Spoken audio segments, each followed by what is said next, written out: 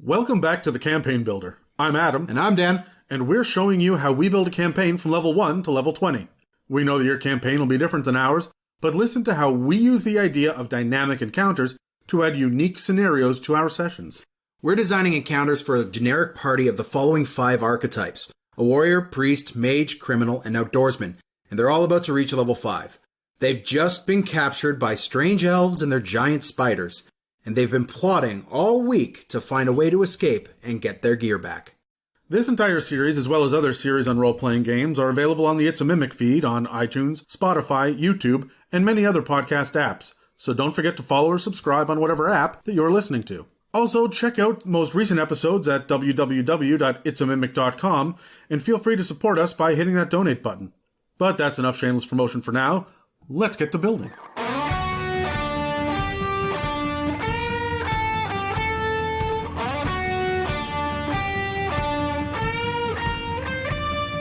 So we're starting off with the idea of the fact that they're captured. Yep. And it's very clear that, your party's going to spend the entire week trying to plot their way out of it. And me as a DM, I want them to be doing that. I want to encourage them to do that, especially in Tier 1, right? Oh, all through the campaign they should be. Like, I know for my groups, I have a separate chat from the DM for every single one of them. And in some groups, I have more than one chat that discludes either a certain player or the DM, just for us to plot. Oh, absolutely. As players. And also, as a DM, I have side chats with other people throughout the week in case they've got secrets or unique things that they want to do themselves. So I like the idea of people being excited all week. And we'll do an episode on midweek content at some point, one of our foundation episodes. But when it comes to this, I don't want it to come down to the fact that it is a single roll or two. There needs to be some sort of plan that goes into it. They need to great escape their way out of this, right? Whether or not they're going to go crazy, convoluted, over-the-top Prison Break style, or no one's tattooing the blueprints onto every inch of their skin. Yeah, exactly right. Or if it's just a series of magical items or spells, or they're going to wait and goad someone into coming close to them, and whatever it is, I want to reward that as a dungeon master. Yeah, they've been sitting there imprisoned for 7 days, right? And I know the characters haven't, but the players very much have, and so I don't want to punish them and say, no, that's not the right way. You need this clue and this over here and this to do that. So whatever their thing is, I want to give them a solid chance of getting out. Yeah. I'm going to keep it fast and loose, but it is going to be essentially up to a handful of rolls. And I am now listening to them. They're the ones running the show. Because the only question that I think that I'm going to ask them is, how long do you want to wait before you do the next thing? Yeah. Right? When you have nothing to do but wait because you are imprisoned, what I'll do is I'll give them some sort of deadline. Reinforcements are showing up in 2 nights. You have until then. At that point, escape will be obviously impossible. Yeah. But they'll have that before we get here. This is one of those situations as a DM when being able to think on your feet and be reactionary. This is one of those situations where it's going to be the cornerstone of your prep work for this week. You are sitting there trying to figure out all of the ways that they're going to get out and have a small plan for each of them. But at the same time, players are going to play and they're going to come up with the most convoluted backwards thing that you didn't prep for. So being able to think on your toes and still make the games engaging, and give your players different degrees of success and failure depending on what they're rolling is going to be the lion's share of your work this week. And honestly, I'm going to be doing everything I'm doing is listening for the first portion of this, because whether or not they pick a lock or beat up a guard or whatever it is, it's going to be a roll or two. Yep. There's nothing exciting there. There's nothing dynamic there. What I'm going to be waiting for is the actual sneaking and stealthing and getting their gear back, and what NPCs are they bringing with them? What information have they learned since, and so on and so forth, right? Yeah. So it's not the escape itself. It's the same way that with the capture, I didn't care about them laying their weapons down. That moment runs itself. It is what leads up to it, and it's about how they feel after the fact, right? So it's kind of funny how I run into that in Dungeons & Dragons a lot, where the big plot piece that I'm thinking of, the big moment in time, just comes and goes. It's the reactions of the players that matter and what they're thinking of. Because if they have no imagination, if you're sitting around with a group of robots and the only thing they can come up with is, I have a nail in the bottom of a horseshoe that I find I'm going to pick the lock. Fine, let them. But how do you make that engaging? Yeah. And so you said it a second ago, it's all about degrees of success and failure. Yeah, exactly. So when do we punish the players when the dice are at fault? right? When do we do that? I mean, they honestly do spend some time building their character and choosing which skills or abilities to put time and effort into, which items to grab, and they do the lion's share of the work, but it comes down to these little multicolored clickety-clackety pieces. Yeah. And should we really be punishing them for failure on the dice? I think yes. And on the inverse, like, what degree of reward do you give them as well? Because, right, like a high roll that's not astronomical, but still a high roll and still like a moderate success might not get them out of the jail, but it might set something in motion for them to be able to react to and roll more, shiny math rocks for later. Sure. I'm curious. I'd like to hear your thoughts really quickly on this before we move on. Do you want to roll initiative? Sure, let's do it. I got a 19. I got a 7. So how do you feel about, like, what method do you use?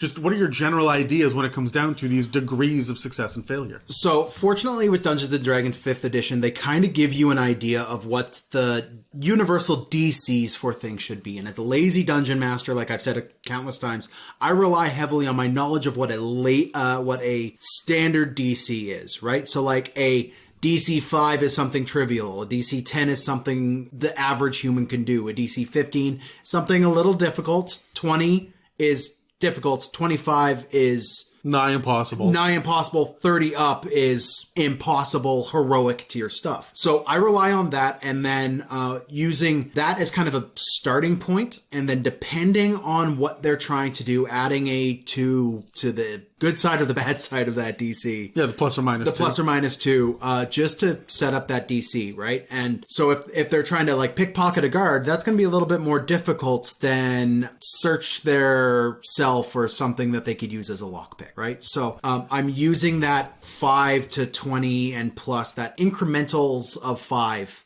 DC chart in my head to determine what the DC is for what they're going to do. And I'm going to try to be as fair as I can. And if they hit a success, but it's not an astronomical success, that will change what my description to them of the effect of their cause is. Now, there are some times, see, I agree with you completely, and there are actually some parts in the 5th edition material where you see that if someone fails by this or more, you see this a lot in monster stat blocks, then this happens, right? Or if they succeed by this much, give them this additional piece of information. That's in a lot of the modules. I have that with absolutely every ability check or save or anything that they got to roll. When they do that much better than the difficulty, then they will get flavor text. Yeah. It doesn't necessarily mean that they're going to be much better at it. You still jumped that far. You just happen to do a backflip. Right? There's nothing mechanically different, but you feel better in that moment, right? You not only heard the guards talking around the corner, you know what they're talking about. Yeah. And their opinions of things, right? And so it doesn't necessarily have any new information. Maybe they're talking about their different wives' cookings. Right? And they're sitting there comparing recipes and stuff. Chili. Every single night it's chili. Right? But, oh, God. But as they sit there and they have these conversations as you are sitting there listening to them, you may learn a little piece of information so that if your players are paying attention, they will say, hey, you know what? My least favorite food ever is chili. The next time they walk in the room. Exactly. And so this just gives a little bit of advantage or a little bit of a bonus or... The advantage and disadvantage system, I've said this before as well, is the iconic benefit of 5e. It is missed if you play in other editions, and is integral for everything. I did have one more little question before we move on to the next thing here, Adam. Yeah. Skill checks with crits and botches. So critical success, critical failure, but with a skill check. Because stock rules, a 1 is just a 1 and a 20 is just a 20 when you're doing a skill check. And it always will be at my tables. I still want you to add your modifier, because if you're trying to do something like a survival check and you haven't put any attention into it, you have a 0 to your wisdom modifier and you're not proficient with it, and you roll a 1, you can't possibly fail any harder. But that is no different than, let's say, my mother trying to track a deer through the woods, right? She didn't suddenly stop and fall and impale her face on a stick. She just doesn't do it and has no idea what's going on with it, and even what she's doing wrong. Exactly. So, and I would encourage any DM out there who is maybe reacting too heavily to the botch and to the crit success. Remember, if you have a +4 to something and you crit, that's still only a 24. If you have a -2 to something and you botch, that's still only a -1. You shouldn't react too hard. And I've been at tables where it goes both ways, where it's underreacted for the success or failure, and it's overreacted for sure. And all of a sudden, the worst possible Murphy's Law thing happens there. So I agree with you. Same as my table for skill checks. 1s are just 1s, 20s are just 20s. Even for saves, right? It just, again, it'll be flavor text. Yeah. You didn't avoid the fireball, you get burned. You didn't avoid the fireball by 5 or more, you still get burned. You just look like an asshole doing it. Yeah. Right? And so someone at the table will laugh at you. Maybe somebody else says, well, we don't want you to lead the party the next time you fail in a stealth that bad. Right? And a lot of times my players will pick up on this and they will roll a 1 on their stealth when they're a paladin and say, oh, you know what? I made a lot of noise. I'm not rolling this again. The next time you guys need to stealth in, I will stand back until I hear, the signal to move forward. Screw that. I embrace it. I'm a paladin with crappy stealth. I'm still standing in the front of the party. My party's just got to deal with the noisy guy wearing cymbals for shoulder pads. Yeah, but again, that's going to make them have to deal with Pass Without Trace or the Silence spell or whatever it is. So I'm a big believer in the idea of keeping the rolls fair. Now, one of the issues that I have to say, my last thought on this, one of the issues I have to say is that 5 is easy and 10 is moderate. By the time you're tier 3, that is out the window. Oh, for each tier, I increase that by 5. See, I increase it by 3 because I do want the level of the level 20 rogue to just be that good at everything. You have spent how many months building this character and getting to this point and thinking about, okay, what level do I take this in, and should I focus on this skill, and I have the opportunity to put my expertise into this or this, or you know what, I want to reward you. If you want to be a superhero at it, be a superhero at it. That's the point of the game. Yeah, no, I'm with you. And when you get things like reliable talent and stuff going along the lines as well, like, people are just going to succeed on things, and that's not bad. No, let them. It's why they chose it, because you know what they're not doing? They're not succeeding with additional critical ranges on their attacks because they didn't pick a champion fighter. Yeah. They don't get additional spell slots because they didn't pick a wizard or a base spellcaster. They're not getting more heals or more channel divinities because, no, they went with an inquisitive. Yep. And so that's the kind of character they want to play. Let them play that. Give them the reward for choosing that character. It's what they want to do. And definitely don't brush their reward under the rug, under the assumption that, oh, you're just an inquisitive rogue, then yeah, sure, you do it. Give them that feeling of success as well, right? Not just a, yeah, you do it, ha ha ha. Like, actually put a little bit of effort because they've put in the work and they deserve that reward. And frankly, when your Dragonborn Necromancer has a better perception roll than your Inquisitive at level 18, then that is how good the Dragonborn Necromancer is today. And that is a roleplay opportunity. Exactly. These are the things that we should be looking at and not punishing people because they're either too good or too bad at something. In the same breath, I would say that if they don't have any I keep wanting to say ranks. That's my 3.5 showing. If they don't have a proficiency, they haven't put any time into Arcana, but they wouldn't, they're a fighter, why would they? Then don't punish them for rolling a 1 and not having a modifier on that. They just don't give a shit. There are things that I don't give a shit about in my life. Somebody wants to ask me about 16th century Russian artwork. I don't know. I have put zero effort into that, and I will never know that answer. So I have put zero effort in, and I will continue to put zero effort in. Right, but it doesn't mean that whenever somebody asks me a question, I all of a sudden drool all over myself, shit my pants, and fall over. Right? Like, which is what I see at some tables, right? When you just don't have that piece of knowledge. Yeah, exactly. So for the sake of being fair, let's talk really, really quickly now back to the idea of escaping, because a lot of it's going to be skill checks. That's why we're talking about this, right? And it's not just going to be sleight of hand. It's going to be a lot of stuff besides sleight of hand and stealth. What else can we do besides that? What tools can the party rely on to help them escape? Just generally speaking. Okay, so let's grab our dice. Let's roll initiative again. Let's go through this. A 7. I got a 13. All right, so I'm going to go first. When you're doing an escape, when you've already gotten past it, the first thing I want to do, and it frustrates me when I see my characters, my players at the table not doing it, take the guard's uniform. Yes, you're a little short to be a stormtrooper. Still put it on, right? That is so straightforward. Disguise and performance to blend in, to sneak past, can be more valuable than a stealth check. Oh, 100%. And I absolutely love it. I would rely on that 100% of the time for my character, unless I'm like a gnome and we're surrounded by Goliaths. But it just makes a certain amount of sense that if you're going to get into trying to escape, there's got to be subterfuge beyond just stealth. For me, it's building on that idea of subterfuge, and instead of trying to cover, I want to distract. I'm using minor illusion. I'm using major illusion. I'm throwing up illusions to cause these guys to react in different ways. And it's not necessarily putting up a wall where there wasn't a wall before, because they work here. They'll know. It's putting an illusion of another guard walking by, or someone that shouldn't be there walking through, and make them interact, but make sure they're not like physically trying to touch this thing, right? Using your illusion spells in an escape is the way to get out, in my mind. And if you do not use your illusion spells properly, this is a moment where they will shine. You're doing a disservice to your illusion class, right? So use your illusion spells and think outside the box. Be as creative as possible, because if you're more creative, I'll reward my players more if they really blow me away with their creativity with an illusion spell. Absolutely.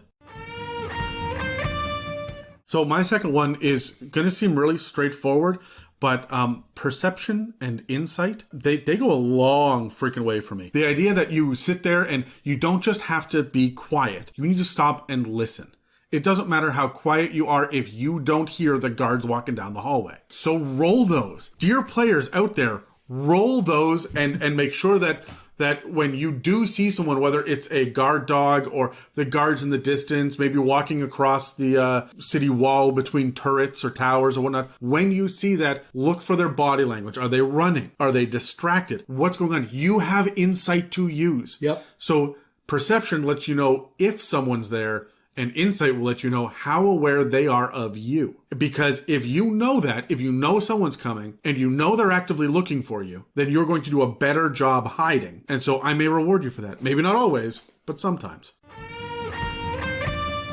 My next is going to be really leaning in on your note-taking as a player. And DMs understand this.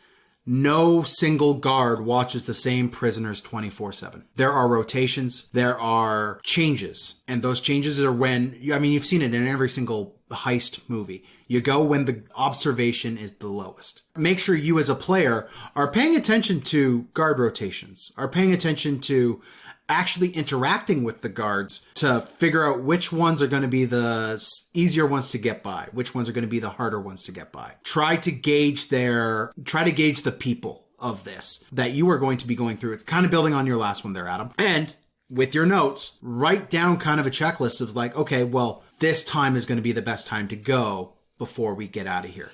Do you want to know something sneaky that I do as a DM all of the time? And Dan, you're one of my players, so I'm shooting myself in the foot with this. I have been waiting for years for someone to figure this out. Whenever there's something like alarm that is cast so that you can't get free unless you have the silent spell or something else, right? Whenever I do something like that, I always look at it, how long, what's the duration of it? Oh, yeah. And then I allow the guards to let that lapse. And there's always a small window where that spell does not exist anymore. And I wait for the players to figure that out. And they have never done it. But as a dungeon master, that's something I do to provide opportunities for them to escape. And no one has ever so like figured that out. If you trigger it and, we got to get the mage back in here. He'll be here tomorrow to do it. Yeah. And it lasts 24 hours. It's 2:00 today, but he'll be back at 3:00 tomorrow. That's brilliant. And no one has ever picked up on it. But as a dungeon master, I'm like, I'm giving you a fair shake with that. Yeah. Right? There will be some times where they're going to just have and see, I don't always do it with just magic. I'll also do it with the guards you just got in a fist fight with one of the guards. He's given the rest of the day off. And so the stable boy is going to come in and just be told to stay here. You can beat up the stable boy if you can get your hands on him. You couldn't beat up the guard in a fist fight. No. Right? So these are the little things that I give people as kind of a reward. That's what I like about the note-taking. This is going to be kind of straightforward and simple, but you have an outdoorsman of some sort.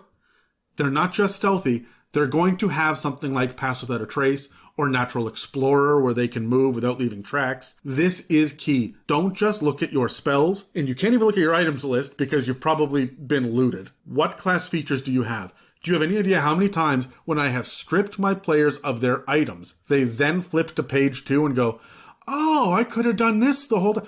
Dan, you had to write Indomitable in giant capital letters at the top of your page. And I still forgot about it even at the last session. Yeah. So it is a thing that players do where they do not remember their class features. When they are strategizing for players, they should be thinking about this. You as a dungeon master should reward them. Again, they took this class because of these features. Let them use them. Finally, my last thing is the tools that you have on hand, and think creatively about it, man. Like, the big thing I see that a lot of players miss is no cell is ever picked clean. There's always going to be a loose brick. And this is in every single last one of my games. There's always going to be a loose pick or a sturdier piece of straw in that bed. You could break off one of the legs of the cot and use that as a club or something. There's always going to be something within reach for the players to get out. And as a DM, I'm planning those, and as a player, I'm looking for them. Because you don't have your weapons, right? And I will up to and include that one guard that might keep a dagger in his, like, on the back of his belt or tied onto his leg that one of your players might notice. So if your guard is standing close to the gate and you might be able to pickpocket this thing, then you guys are laughing. You got a dagger now. It is about understanding what you have and using it to the fullest of its use. All right, so here's where I want to jump on, because I said before, they're going to be scheming all week. You just got to let them do it, reward them for doing it. Yeah. Right? But when you have that investigation check and it's your, I don't know, your mage, your I flavor them to the players. Right, but they may not have the ability to do that investigation or that spot hidden or whatever it is that they're doing, depending on what gaming system you're using. And if they fail that, then what? They just never find that it's there? I don't believe that. They're going to be bored. Man, I remember sitting in high school, sitting in my chair and being bored. I knew every inch of that desk. I had gone over just out of sheer boredom, and I was only spending an hour at a time in there. If I'm locked in for 3 days, roll an investigation check. You rolled a 2, well then it's going to take you longer to find it, but you will find it. Yeah. Right? And so the idea that you are going to get it is a certainty. It is a foregone conclusion. When you roll to see if there's anything in here, you will find this. But how long does it take? And if everyone is rolling initiative at the beginning, they're all doing their own checks, then maybe the warrior and the priest find their things long before the criminal and the outdoorsman do. And so they're not that patient. Yeah, well, this is you as a DM taking notes. And the funny thing I love this is you might determine that the criminal has determined that he has this thing, and you've written down he will find it in 2.5 days. But if the warrior or the mage find their thing half a day in, well, now your criminal's never going to find it because you're breaking out after that first half day. Right, and that's just it. Their rolls, the better they're doing the rolls, the shorter amount of time it is. Yeah. But that might screw them, right? Because there might be a half carved out key already sitting there in the criminal cell. You're going to get out. You just won't get it yet. Yeah. Right? And when the warrior breaks off the leg of his cot and the mage found bat guano in the corner, like, all right, okay, we've got some spell components. We can do this. We can beat him upside the head. Then your stealthy way out is not going to work. And so this is the kind of thing that I'm really, really looking forward to, with them figuring out what their plan is during that week. Okay, so they've escaped. They've gotten out. They're on the run. But now you've gone from Prison Break Season 1 to Prison Break Season 2 Manhunt. Yeah. Right. Everyone's running away. You hear the sound of the bloodhounds behind you. Right. And I'll tell you this. Again, I'm going to look at Prison Break. That shit can get boring. Again, you don't say. Yeah. It's because they got rid of the stealth checks. They've done that already. They've done their sleight of hand. What is there? What is there left to do? They're going to hole up and wait until nighttime? So how do you, as the dungeon master or the person running the game, how do you keep up that urgency? How do you get them running forward without just saying, guys, come on, guys, what do you do? Right? That's just metagame pressure. Yeah. Right? How do you keep the players and more importantly, their characters panicked? Let's roll Shiny initiative. math rocks? Yep. Okay. An 18. I got a tree. I will have them overhear information, either be from the guards or from the people around their hiding spot. Start saying things that would lead the players to believe that they're getting close to finding them, right? I would make it abundantly clear to the players that these guys are getting closer and will find them. No amount of hiding is going to fix this. They are going to find you. Yeah, they're combing the area. Right. Right. If they've got the grid laid out and they're going from left to right, and they're going to get you eventually. Exactly, right? Just to be fair as a DM, I will give my players a very rough idea how much longer they have, but they have a countdown clock. There is an end. There is a point where the front door is getting kicked in, and I want my players to know this. See, you stole my thing, so I got to come up with a new one now. But my number one was going to be give them clear timelines. Yeah. Do not sit there and say, oh, I don't know how long it's going to be. If you give them an inch, they'll take a mile every time. Oh, yeah. And then they'll get pissed off when the door gets kicked in. Well, we didn't know. No, you did know because I was clear. Here is roughly sometime within the next hour or two. Yep. So then you know, okay, we have up to an hour of safety. And then after that, we're pushing our luck. Yeah. And then behind the screen, I'm rolling dice. They don't mean anything. But I'm going to furrow my brow or smile to myself or whatever and watch Dan pee. It's my favorite thing to do as a DM, my least favorite thing to see as a player. Yeah. Is just rolling dice and then the sharp intake of breath, like the rolling. Okay. Yeah. What, Dan? Nothing. Don't worry about it. Yep. Yet. Worry about it soon. Just right now, no. When it's followed by, how many hit points do you have? That's a lynch. Yeah, that's how you get the urgency going. Roll, go to the mage. How many spell slots do you have left? Oh, that few, eh? Okay. All right, so my actual first one then, because you stole mine, You're welcome. was environmental factors. You know for a fact that you can stay here, but for a certain amount of time. You've escaped the prison and you jump next door into the bakery. But you know it opens at dawn tomorrow, and it's after midnight. Yeah. You can't stay here, and there are patrols going by every 15 minutes. So now what they have to do is pick and choose their right moment. So this is going to keep the idea that they're being consistently looked for fresh in their mind. Yeah. They're not going to be able to sit down and say, do we have time for a long rest? Absolutely not. Because at some point the baker is going to come in, and maybe they decide to jump the baker. But if they do, is that going to create noise? Will there be a patrol walking by as that happens? The longer it goes, the higher risk it becomes, because of the environment that they're in. I never give them a storage closet to hide in, and the janitorial staff is on vacation. That never happens. No. That there has to be something in the environment that's going to change it. One of my favorite things to do is just change it from nighttime to daytime, because a lot of people want to escape at night. And players just inherently want to. Yep. And they don't really understand why, but they will do That's what the that. movies do. Yeah, they're used to the idea of needing to have that prison spotlight. Therefore, it must be dark around outside, which means that when they start moving, they will be easier to be seen. And I would sit there and say things like, "Wow, okay, they're not going to have a disadvantage on their perception checks anymore.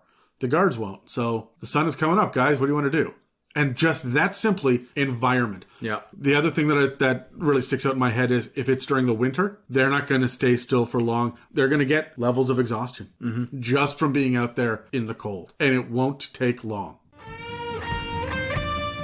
My next is maybe a little bit of a roundabout way of doing it, but I will give them an NPC, and then I will take that NPC away from them. If they are running through a city and trying to get out, they're going to have someone that might be sympathetic to their cause, or Maybe it was a cellmate. maybe it was a cellmate, maybe it was someone who was going to get taken and brutalized, or arrested, is going to get caught, and is going to show the players what kind of thing awaits them if they do end up getting caught, right? I want it to be visible to the players, enough where the players can see what's going on, not enough where they get caught. This is going to add a lot of pressure to them because they might lose a friend or a pet or a momentary ally if it's someone you meet during the manhunt who takes you in out of the kindness of their soul, either through a successful perception or persuasion check. But then that person is getting, roughed up by the city guard because the city guard knows that they took you in and that they harbored you. So I'm using the NPCs for the player's advantage and disadvantage to add that urgency.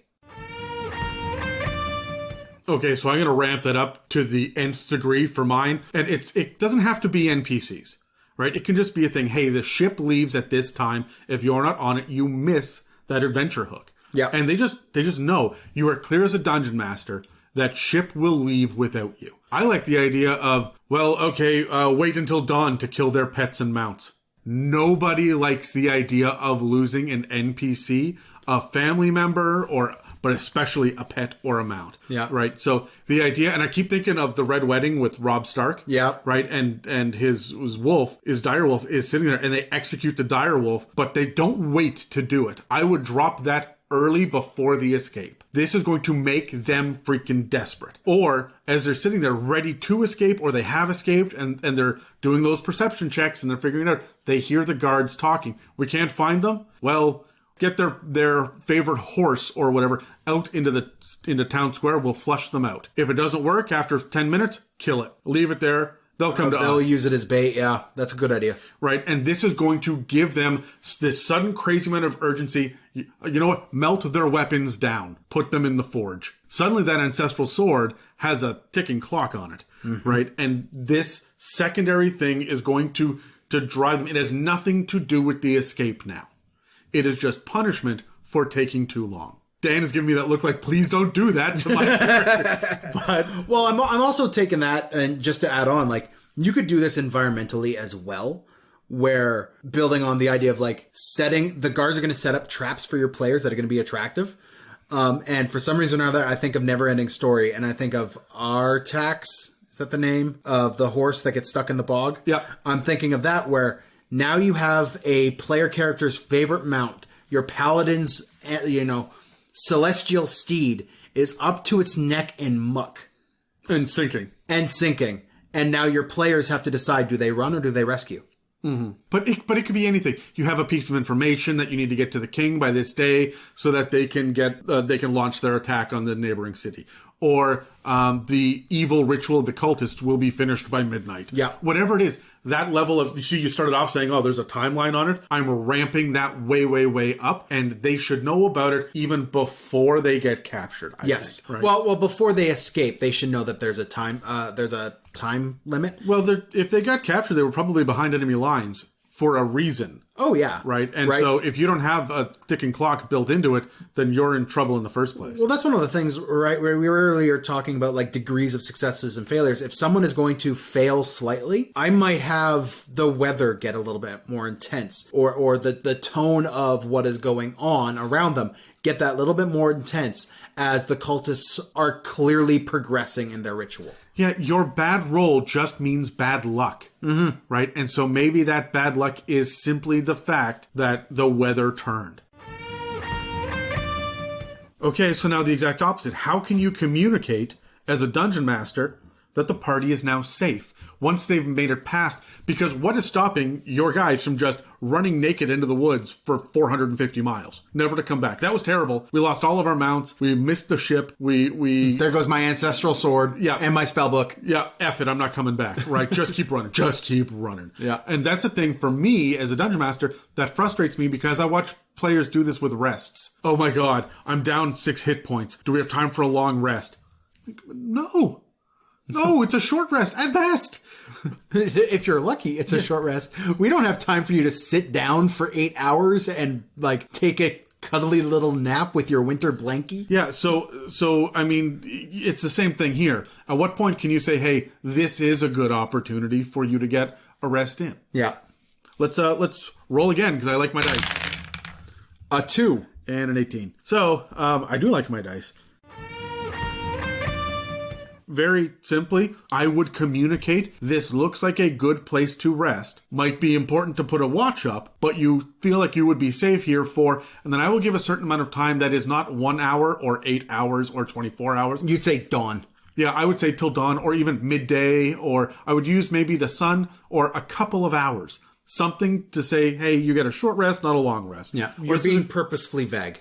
Yeah, but this is a good place to stop overnight. And a lot of the times this would be a good place if only, and now they have a task to do. Well, this is one of the things I like to do when when I'm dispensing meta knowledge as a DM, is I want to be purposely vague while being meta, right? I'm not going to sit there as the DM and be like, all right, you guys have found a really good spot. You have 8 hours. No, that's 2 on the nose. That's 2 on the nose. You have a good amount of time. And this is for everything, not just them finally having a spot where they could take a rest. Being intentionally vague while you're giving out straight up meta knowledge. Like the enemy doesn't have 18 hit points. He's looking pretty rough. He's looking pretty rough. right? Yeah, Like this is a skill you need to develop as a DM. This is one of the things that I do all of the time. I really miss the bloodied condition from 4th edition, which was great, because if they were bloodied, it meant half hit points. But one of the things that I do is, he's looking pretty rough. Oh, he's not doing so good. He's barely standing on his feet. He's hanging on by a thread, right? And my players will slowly learn over time what that actually means. You've got some rations. You're going to have to really ration it out for a few days.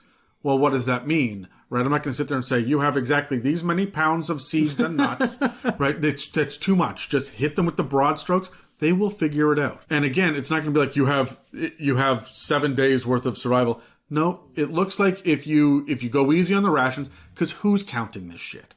Right? Honestly, it's 5th edition. We're all hand waving it anyway. Yep. You're going to start facing starvation and some real exhaustion and fatigue in about 5 or 6 days if you keep doing this. I'm going to give that to them. Now they're worried and they have a timeline. Yep. They're not sitting there counting the slices of bread in their pocket.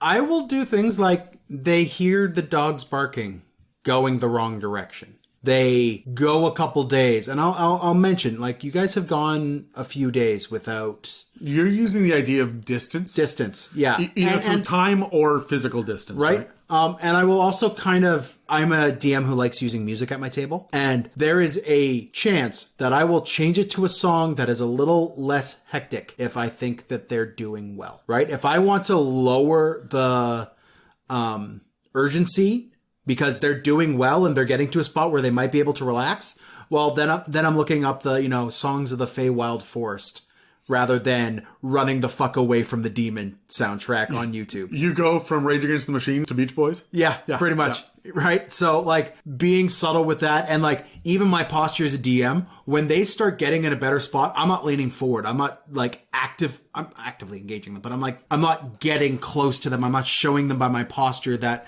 it's an urgent thing. I'm relaxing. I'm leaning back. I'm being maybe a little bit more relaxed with the way I'm speaking to them. It's not, they're right behind you. What are you going to do? It's yeah, man. I mean, there's probably something over there. You could go take a look, I guess. It's That's posture. Also how I'd goad them into traps, by the way. It could just be something over there. Who knows? Right. Okay, yeah. That's all tone, though. Oh, yeah, there's totally nothing there. Are you going? Means yes, there's something there and you're about to die. No, I will straight up just say, no, seems fine. And wait. Yeah, but you keep the unblinking eye contact as just a subtle hint of don't fuck with me, buddy. Okay, so my next one is really straightforward for me because I'm a big fan of Star Trek Deep Space Nine. Oh, you don't say. No, and one of the most brilliant things that they did in their final war-torn season was they had people on the run. And they had a couple of characters way behind enemy lines on the run, and for entire episodes, they were simply hiding in a basement. But they were relying upon the skill and kindness of another person, a minor character who was there looking out for them. Having a friendly NPC say, wait a minute, are you the ones that they're looking for? Yeah. Screw them. Come here. I'll take care of you. This is not only a plot hook. It could be a trap. It could be a trap. But how long are they going to stay there? Whatever it is, they're going to get their safety for the moment. Yeah. Right? This could go either way. But for now, it could just be a kindly old woman looking to help them get revenge for her husband's execution 6 years ago. Or this is a cultist looking to feed you to some ooze he keeps in the basement. But the ooze only comes out every 7 days, so he's going to keep you for 7 days. Regardless, you're going to be in relative safety for a while. Yep. Whether or not it's out of the frying pan into the fire or whatever. Or actual safety, yeah. Yeah, but the idea of interrupting the escape with someone saying, hey, I will help you. And if your players are desperate enough, they will be forced to accept that help. Yeah. Especially if they don't have their items back yet. My next is I will give them a victory. I will give them a combat style victory over their closest pursuers. And I will have it so that they might get away with it, right? So if they finally get tracked down by some guards and with a bunch of dogs, a couple horses, maybe the odd friggin' monstrosity that's helping them out, and the parties beat them up, then I will let the party know this has been the the unit that has been on your tail this entire time. This is the group of guards that has been the closest to find you. You've now created space. Now, I might not tell the party exactly how much space they have. We mentioned that earlier. But I will tell them that they have some space. And I will tell them that through this victory, they could gain space if they choose to set up an ambush or set up an attack for whatever's following them. So I will give them a way to get out, especially since I've played in a lot of tactical games. This is kind of my go-to. Give them a combat or a fight that will help add space. All right, Dan, we've talked a lot about the idea of escape and being on the run and success and failure. Let's get some dynamic encounters running now, and let's see what we're doing, because our party's been captured by the drow. And they don't know anything about the drow. We've not said the word drow yet. We've just talked about mysterious, dark-skinned elves. So anybody with any sort of experience is going to know it's drow, but you may catch some new players off guard with this. And at the very least, you're going to add an additional depth to your storyline by being a little bit vague. So let's grab our dice and let's go through it. Let's see exactly what we have for encounters. Ooh, I got a 12. I got a 2, apparently. Okay, so right off the bat, I want to have the players escape.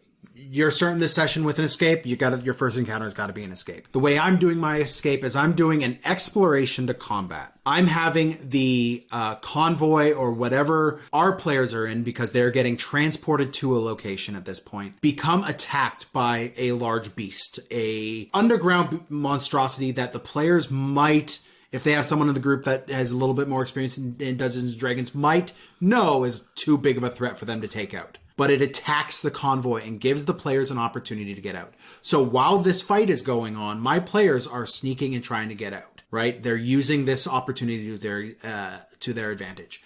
That being said, just as they're about to get away with their items and their lives, they are discovered and now have to fight the rest of the way out and break away from the drow, who might still be facing this large bullet-style threat. So this is what I'm having them do. Because I'm doing convoy kind stuff, they might be able to pick the lock of this cage in the back of a wagon. Or that wagon is tipped over, their cage is knocked over, and they're able to get out and make their way away. I really like this for a lot of reasons. I think it's super interesting. It's a great set piece. You're also establishing that the wilderness is a big deal, and that maybe the drow are not well equipped to deal with something that these guys have defeated in the past. It could be something as simple as a water mage, right, out in the desert, and these guys just have no idea how to handle it.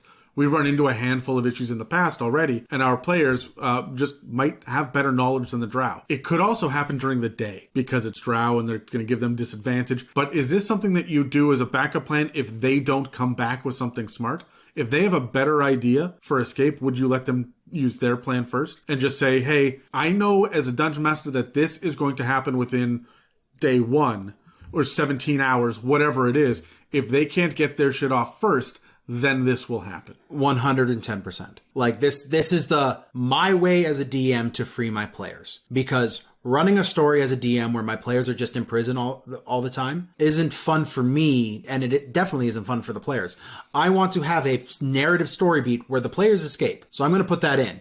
Now, if they come up with a better idea beforehand, great. I'm embracing it. We're running forward with it. This encounter may never happen. But that is okay. But that's okay. Because you know that there's a bullet out there, and if they get away, maybe they have a random encounter with whatever it is. They will run across the water mage first. Because you've done your prep work. Yep. You have got a backup encounter that won't be dynamic. It'll be pretty on the nose, but it's sitting there ready to go. It'll still be a set piece. They will look back and say, hey, remember when we had just barely escaped and we had to silently fight those kobolds in the desert or whatever it was, right? So I think that's a great idea. It could even be our Darkling friends. Oh, yeah, right? yeah. They pop up to rescue. Exactly. And if they get away free, then the Darklings will be there to help them, as like I said before about the friendly NPCs looking to shelter them, right? I thought this was almost a party politics one, but I'm going to keep it exploration to role-playing. Okay. Because I want them to have to find tracks of other people. They're going to see that the outdoorsman or the criminal is going to be able to track. And they're going to see that these footprints are too small to be the drow, their captors. What they are is a bunch of children who have escaped. They've run away from one of the other farmhouses, and they are lost out in the desert. So not only do you have to track them down, you don't know their children. They could be halflings at first, but it turns out that they're young children. All of them are under the age of 10. There's a handful there that will just straight up be 3. Are their names Helpless NPC 1, Helpless NPC 2, Helpless NPC 3? Pretty much, right? Like it is going to be the most pitiful group of children who are thirsty and hungry and in over their heads, but they are a liability. You cannot bring them with you without compromising yourself. Can they be quiet? No. Can they sneak? No. Disadvantage on everything and negative modifiers. Do you bring them with? Do you leave them to die? Do you trust them to follow instructions? This is going to bring in a lot of party politics as well, as you have the one chaotic neutral criminal who's going to be there. No, slit their throats. They're the distraction. Let's go. That's chaotic evil to me, but you do you, Dan. Good Lord. We're going to talk about morality after this episode. But I think that sitting down and role-playing with the children and trying to be like, no, look, first you do this, and then you do this. Remember Rocket talking to Groot about don't press the button? Mm-hmm. What? Yeah, and you go and press the button. That's exactly the same kind of ideal here, where is this what your players are going to be okay with at the end of the day? What choice are they going to make? Yeah. Because I believe that they should be collecting an NPC here or there, but this one should be ones that they hunt down, and then they realize, oh shit, these guys are helpless. So for my next one, it's a combat to role-playing encounter where the drow have finally set up an ambush. They've seen where the party's going. They're going to set up an ambush to catch them finally. And as the party is in the middle of this fight, maybe their backs are being pushed against the wall. They're being harried. They're losing this fight. I wanted to have some NPC. If they're above ground, it could be one of these mages or the darklings or something like that we've encountered before. Or if they started to maybe enter the underground area, it could have been a myconid or some sort of mushroom-headed creature. Go on, Dan. I just realized what I said. Yep. And it derailed me completely. You were saying about the mushroom-headed creature? Yeah, the purple-headed, mushroom-headed creature is going to wrap its tendrils around the party and secret them away through a secret passage. Rescue the players from their dire situation. And now you have an ally who is going to, with his knowledge of secret tunnels or secret pathways or the ways through the wastelands, wherever they may be, this could even happen in a town, get them a shortcut to distance themselves from these ambushers. Okay, so for my second one, honestly, the safest bet at this point is going to be to head over to the capital. You're closer to the capital. You've been, I guess, ferried away by your little mushroom-headed friend. and you have got some relative safety for a little bit. But you know there are a bunch of captives left behind. There are a number of people that are in trouble, including everyone at the Jingling City. This is clear why there's nobody getting through. And maybe the capital doesn't know that the merchants are being stopped before they can get to the Jingling City. So we have to get there. And as you get close with this exploration to exploration encounter, as you get closer and closer, you see that the telltale towers that you've heard of that rise all across the horizon, because this city's the size of a country, right? Yeah. Like it's massive. When you're expecting to see that, you're not seeing it yet. And you should see these towers. Yeah. We are now starting to get to the idea that this city has sunk. We know it as Dungeon Masters. We've been prepping for this the whole time, but this is going to tie us back into the gods have left. Yes. So, as you get up to the city, you do get to the city walls. And the city walls are tall and they're opaque. And as you get close to the gates, you see that the drow have taken over the gates. What does that mean? This city is huge. There shouldn't be that many issues. Yeah. You need to find a different way into the city. So your exploration is how to get to the city, but you can't get in. And the city doesn't seem right. It's oddly quiet. Mm-hmm. I don't think there's a resolution to this, except that something is very, very wrong on the other side of this wall. And it's almost impossible to climb. They've used magic. There's maybe grease spell is permanently cast upon it. Okay. So that there's no way to climb it. I mean, maybe you can fly up and take a look, but there's really nothing that you can do. So what do you do? How do you go about that? That's going to be up to the players to figure out. This is another thing. I don't have the answer as a dungeon master. I'm setting it up with this idea that you tried to get to the city and you just got stopped. Yep. So my last one here is your party has made it up to this wall. They're trying to figure out their way into it.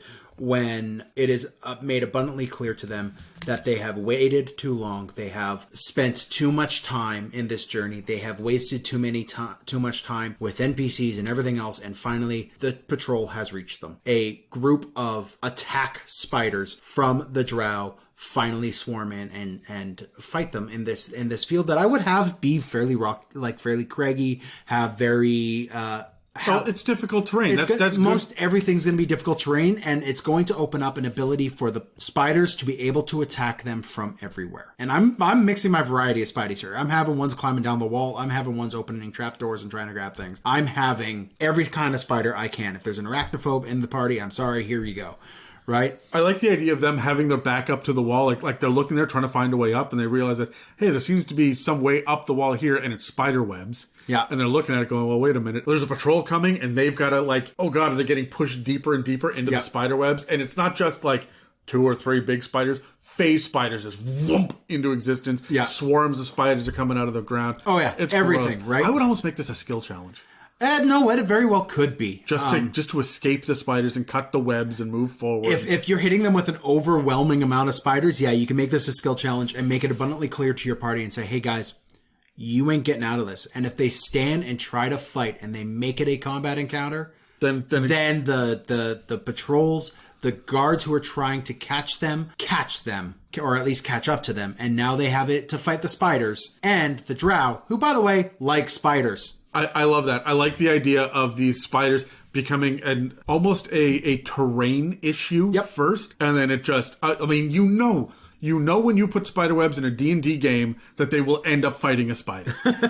No one comes across spider webs by accident in Dungeons and Dragons, right? At no point is the outdoorsman just walking through the woods and all of a sudden, it's in my face. Oh God, I walked through a spider web. That doesn't just happen without there being a big talking spider sitting there going, feed me. Right? It's Dungeons and Dragons. Oh, look, dinner is here. Yeah, exactly.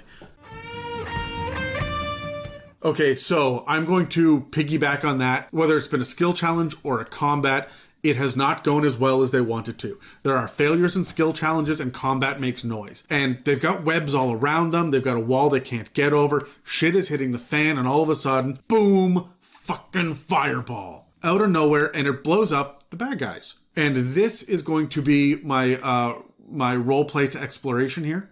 Okay. Because the mage, our good friend, the archmage back from the Jingling City, noticed that they were not coming back quickly. And so he got concerned. Something told him, he says, something told me to come with you. He literally means something told him because an imp did. Yeah. But he will imply that it was just a strange feeling he had, and he's a diviner and so on and so forth. And then he is going to take the entire party and he's going to step ethereally through into the ethereal plane, walk to the other side of the wall, and then bring them back. And he is going to be, it's a little bit of a Deus Ex Machina there, but while you're in the ethereal plane, you're going to be able to see that that it looks all twisted and different. There are no stars in the sky, right? And this is going to be your chance to show that whatever has affected the gods is it covers the entirety of existence. Every plane is affected. And I like the idea of there being smoke rising from this massive hole in the ground because there was some sort of bomb explosion, something, fires are raging, and you can see it in the ethereal plane, but it does not exist in the prime material one, which goes to show you that because this is a mirror, it's like kind of think of the upside down in Stranger Things, right? So because it's close, something happened, but it happened in the ethereal plane and it echoed into the prime material plane, not the other way around. That's the hint I'm dropping now. Because, cool. Because remember, the mage, this archmage is the one that destroyed the city. He is the one that is at fault. We just don't know it yet. So while he's sitting there going, I wonder what could have done this to even affect the ethereal plane. Well, he just walked you into the ethereal plane and he's the only one you know that can. Yep. So he's the only suspect. Will your players figure that out? But here's my favorite part about it. In the ethereal plane, I would have them see that there's some sort of small lizard or cat or something. Maybe a bat. You know what? I'm going to go with a bat because it's the imp. And this is the imp's form in the ethereal plane. Mm-hmm.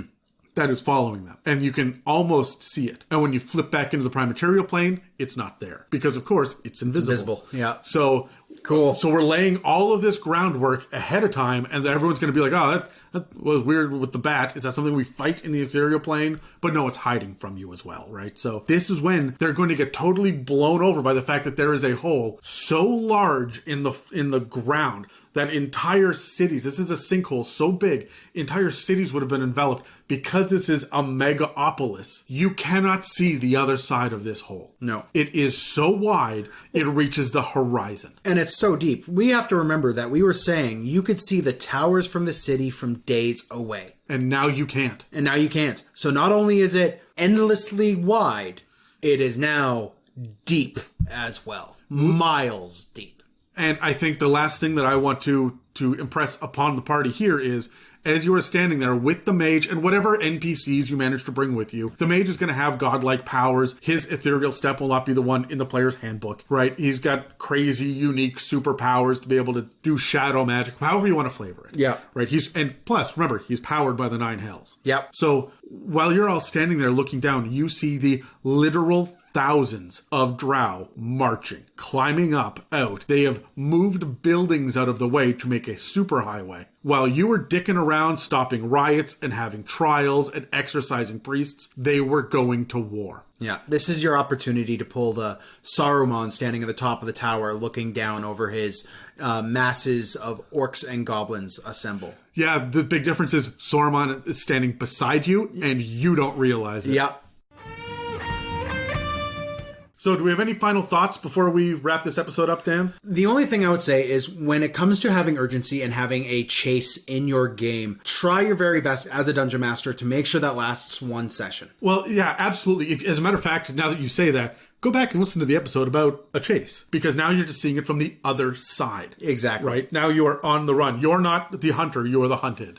You will do yourself a disservice if you have this going multiple weeks in a row, because at some point, your characters are just running away every single session. When you're dealing with the attrition of the abilities that you have, and not having a lot of time to take rests, and having that sense of urgency, and having that heavy metal music playing in the background, it just gets exhausting. So try to make sure that this lasts a session, maybe 2 if you could fill it out enough.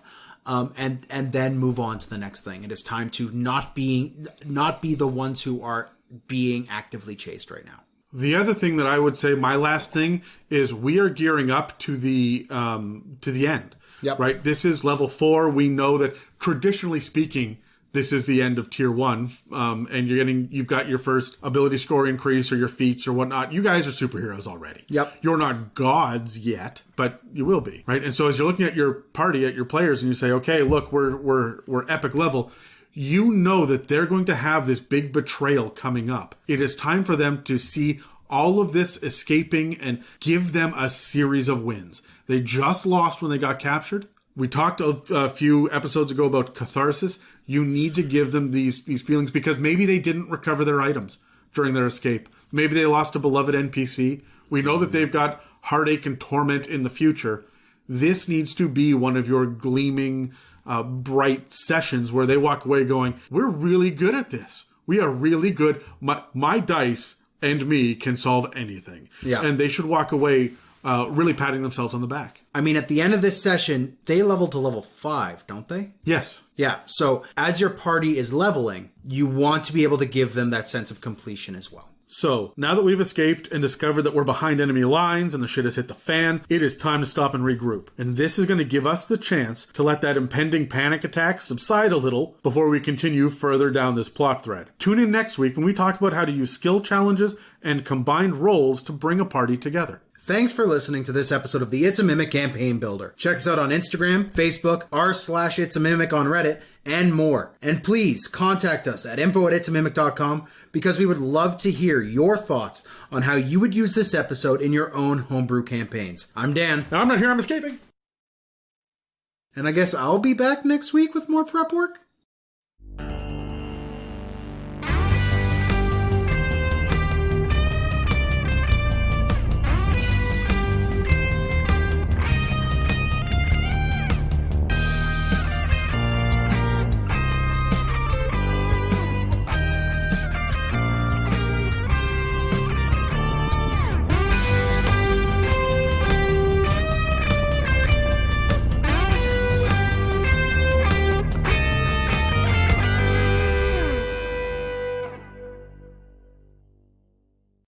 Did you, while I bring it up, did you see that thing on fucking Instagram that I posted?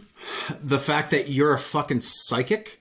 About what? You straight up called Icewind Dale would be the next one. Yeah, right? Like 6 episodes ago. I know. And then they released that thing and I'm like, fucking Adam. It straight up, I was like, all right, I now think I understand Adam a little bit more. Because he's got a secret source of information that he's holding to his fucking chest. No, man, it's patterns. Patterns, patterns, patterns. It's what I do. I watch people and I watch patterns. And then I sit there with my Asperger's and I lose my shit, right? Like, that's what I do. Okay, bye.